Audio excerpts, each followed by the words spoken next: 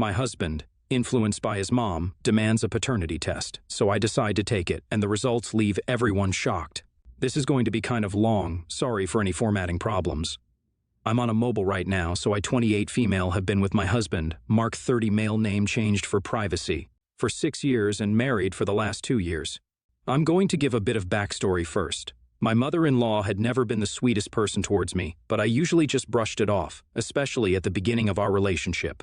I was young and stupid, and I sort of just assumed mother-in-laws were like that with their sons. I moved out of my family's house when I was 16, and I haven't been in contact with them much since then. So I also didn't have any context of what healthy families look like. I guess the stuff that has happened over the past few weeks has sort of been culminating for a while, and I am so lost right now. I don't know what to do. So, for context, when I first met my husband's parents, we had all gone out for dinner. Mother-in-law seemed nice enough, but she would keep making comments throughout the dinner that always seemed targeted and underhanded. So, do you have a job of your own, or do you just live off of Mark's money? Or, have you ever considered losing weight? You have such a pretty face, I think you would be stunning if you were a little slimmer. Or, you're a great girl, but I just don't think I could ever find anyone good enough for my baby boy. I know, I ignored every possible red flag, but in my defense, I was just really in love with this guy. She'd always say it sweetly, like it was a joke too, and I didn't want to overreact. The first couple of years we were dating, the behavior usually only included petty, underhanded comments about my weight or appearance, or the fact that I was dating Mark for his money. We are both in the same profession and earn roughly the same amount. While he does earn a little more than me, it's not an amount worthy of gold digging. The stuff she said did bother me at first, and I'd bring it up with Mark, who told her many times to stop saying things like that. But it was never that serious. He brushed them off to me, explaining that since he's her only child, she's just a little clingy. He also didn't see them that often, as we were both working and lived about an hour drive away from them. Things really amped up when he proposed to me, though. I'm not going to bore you with all the details, but our engagement and wedding were rough because of mother-in-law. We had invited his parents to dinner to announce our engagement to them, and his mother lost it when she saw the ring. She asked Mark how much it cost about, and turned completely red when he told her. I know for a ring is a lot, but we are in an industry that makes a lot and are super lucky when it comes to money. So this was a pretty comfortable amount for him. She literally told him that I didn't deserve a ring that expensive, and that he had never brought her anything that expensive, which she deserved since she was his mother. She also said that she didn't think he was really serious about me, since we had been dating for 3 years by now. Mark told her not to be crazy and left it at that, but dinner was ruined, and everyone left pretty soon after that. His mom didn't talk to him for 3 weeks after that. She texted him afterward to apologize, saying she was just scared to lose her little man. During the wedding planning, she tried tampering with the guest list and the vendors, and you guessed it, wore a white dress to my wedding. Mark stood by me through all of this. We had passwords for all the vendors, and he made his mom change them at the wedding. Our first year of marriage was great. We wanted to start our family and started trying for a baby right away. Things changed when I got pregnant at the end of last year, though. We surprised my in-laws at their house by making them a little gift basket with champagne, chocolate, and a tiny plaque that said, Grandma. When they opened it and understood what was happening, mother-in-law looked at me and said, You sure it's my baby Mark's, right? I was stunned, but she laughed and acted like it was all a joke, and the evening moved on. This was when she started commenting on my weight a lot more. You've really put on a few pounds, haven't you? Be careful, or your husband's eyes might start to wander. And, I stayed thin during my whole pregnancy with Mark. You should really stop being so lazy and put effort into looking good for my baby Mark. She talked about women she knew who would pass off another man's child as their husbands, and it always felt super targeted at me. She would even make jokes about how she sure hoped I wouldn't do something like that, basically insinuating that I cheated on my husband. I hated these comments and always asked her not to say things like that. She would tell me not to take things so seriously and that I couldn't take a joke. She also started bringing up Lauren, 30 female, Mark's ex from high school, and would talk about how skinny and petite she was, and how she matched Mark better since they're both fit. These comments, mixed with all the pregnancy hormones, reduced me to tears a lot of times. At first, Mark would yell at his mom to stop talking to me that way, which pissed her off more. Around my 4th to 5th month, though, he started acting more distant. He started visiting mother-in-law a lot more without me and would go over on weekends, even when I would beg him to stay because I was feeling sick or in pain. Around my 5th month, he stopped kissing me goodbye in the mornings before leaving for work, stopped hugging or kissing, or even touching me at home, and would never show me any affection. I was really confused, but anytime I asked him what was wrong, he would get annoyed with me and tell me I was acting clingy and annoying, or that he was just tired. He even suggested that I was just acting crazy because of my pregnancy hormones. I let it go and just tried to focus on myself and my baby, but I was sure mother-in-law was in his ear about me. When my baby was born 1 month ago, mother-in-law insisted on being in the delivery room. I did not want her there, but Mark said if I didn't let her come, he wouldn't be there for me either. I was just so emotionally and physically exhausted at this point that I gave in and allowed her to be there. My labor was painful and complicated, but holding my son is still the happiest moment of my entire life, and I would do it all over again for him. Literally right after they cleaned him and brought him back, Mark turned to me and went, "I want a paternity test." I was shocked. I thought it was a joke at first. He was serious though, and I was just so confused and kept asking why. I had never cheated on anyone, or given him any reason to think I cheated. My job was remote, while he had to go into the office, so I was almost always at home. My pregnancy was a difficult one too, so I literally had no chance or time to go and have a whole affair. He kept saying he wanted to make sure the baby was his, and that he didn't want to pay for some other man's child. To hear him say those things about our baby just broke me inside a little. I agreed to do a paternity test because I had nothing to hide. 3 weeks ago, we got the results. You probably guessed from the title, but it came back negative. I knew there had to have been a mistake or something, but Mark just wouldn't even look at me. He packed his stuff and went to his mom's house, leaving me home alone with a 2-week-old newborn. I called over and over, but he wouldn't pick up. I texted him to say there had to be a mistake and suggested another test, but he didn't reply. 1 week ago, I finally got a call from him. I was a wreck by this point and just wanted some help with my baby. He said, "My mom was right, and I can't believe he married a woman like me." This is the moment things sort of clicked for me. What did he mean his mom was right? At this point, I was 100% sure she fed him some garbage about me having an affair or being an immoral woman or something. I decided to call mother-in-law yesterday since Mark wouldn't reply to me anymore. When she picked up, I told her I wanted to talk to Mark and that he couldn't just abandon me with a 1-week-old baby after the complications I had during my pregnancy and in labor. She laughed on the phone and told me he wasn't home and that I deserved what I got. I got really angry at this. I was done with the whole family by this point, and I had my baby to think about now. There was no way I'd let them walk all over him the way they did me, and I just didn't want to put up with my mother-in-law's BS anymore either. I told her that I'm not sure what she thinks of me, but I never cheated and that the test was wrong.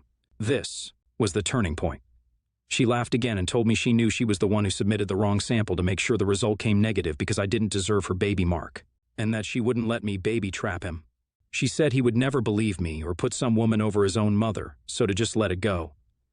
I was sort of stunned for a second and didn't respond. She then started on a long rant about how she always wanted him to be with a woman who was good enough for him and who matched him in terms of looks. I guess she also brought up Lauren and how she missed her and wanted Mark to see that she was who he should be with. The paternity test was a way to apparently get him to leave me, so mother-in-law could find someone who was actually suitable for him. I just hung up and have been sort of numb since then. I just can't believe an actual adult can behave like this. That brings me to right now. I texted Mark immediately after, letting him know what she said to me and to ask her himself. I don't know where to go from here. Should I get another paternity test? I'm thinking of getting a lawyer too, but I don't want to complicate things too much right now either. Should I take him back after that if he decides he wants back in? Any advice would be appreciated. One quick update for everyone who asked. First of all, thank you so much to everyone who replied and gave advice. I really didn't expect so many people to see this. I went to bed last night after writing this and woke up to like 900 comments. I've read all of them, but I won't be able to reply to everyone, so I'm going to answer some questions here. Like I said in my post, I'm not close with my family, and I haven't spoken to my parents in years. They didn't come to my wedding, and I don't think they know or care about my baby. My family is from Minnesota, but I moved to the East Coast when I left my parents' place. I put myself through school and college by working a bunch of jobs, met Mark in college, and have worked remotely since. I don't really have friends nearby, and my family is out of the question. I have a coworker who lives nearby, and we text sometimes, so I'll call her Katie Female. I told Katie a little bit about what was going on, and she was sweet enough to offer to come over just to give me some support for a bit. When she reached my house, I was a mess. I hadn't showered in a week, the house was a mess, and a 2-week-old newborn was crying in my arms. I was so relieved to have her here and just started sobbing, which was awkward because we weren't really that close. She was amazing, though, and asked me what was going on. I didn't have it in me to explain, so I just showed her my original post. Katie has been a sweetheart and has been watching my son while I clean up and get myself some real food and a hot shower for the first time in 2 weeks. She's also been a rock for me right now and is furious for me. I'm going to be honest, it feels really nice to have someone on my side right now. That's about it for now. Some of you asked about my father-in-law, and I never said much about him because he doesn't really say much. I don't know what he thinks about me, but he's always been nice to me and sort of just ignores mother-in-law in general. I don't know why mother-in-law dislikes me as much as she does, but it doesn't have anything to do with race or religion like some of you suggested. We're all white and aren't religious. I have a feeling it's because I'm a slightly bigger girl and pretty tall, and Mark is really fit and into the gym a lot and stuff. I'm not obese or unhealthy by a long shot. I go to the gym too. I'm just not petite like mother-in-law and some of Mark's exes. That's my best guess, honestly. I'm also going to contact the lawyer today. So yeah, I don't think I can ever look at Mark the same again, and I know I want a divorce now. I have screenshotted as many conversations I have had with mother-in-law and Mark from before this whole thing too, just in case. I'll also be getting another paternity test and will be giving him the results while I serve him papers. He still hasn't responded to my text, and at this point, I don't care and don't want my son to have a man like him as a father anyway. The fact that he didn't even bother talking to me about it before abandoning me and his son makes me so angry, and I just don't even want him around me anymore. Sorry if this is all over the place, but that's about it for now. Update 2. Hi everyone, it's been a very eventful couple of months, and I've got a lot of comments and PMs asking me for an update on my situation, so I thought I'd catch everyone up. Anyway, it's been 2 months since I last posted. About 2 days after my first update, Mark came home. I had the chance to clean up myself in the house thanks to Katie, and had talked to a lawyer about divorce proceedings. Mark turned up early in the morning, looking absolutely terrible, unshaven, and eyes that looked like he'd been crying for the last 3 days. I wasn't expecting him. We sort of just stood there for a minute before he started sobbing and saying he was sorry. I know I said I wanted nothing to do with him anymore, but seeing him in front of me was hard. I'd loved this man for 6 years, and it was hard to let go of all that, and hearing him apologize felt really good too. I let him come inside, and we sat in the living room while I held my baby. He just kept crying and eventually asked if he could hold his son. The rage of the past few days came back, and I said no. He just nodded and let it go. After composing himself, he asked if we could talk, and I agreed because I wanted to know what he had to say. Thanks to a commentator here, I remembered to record the conversation on my phone.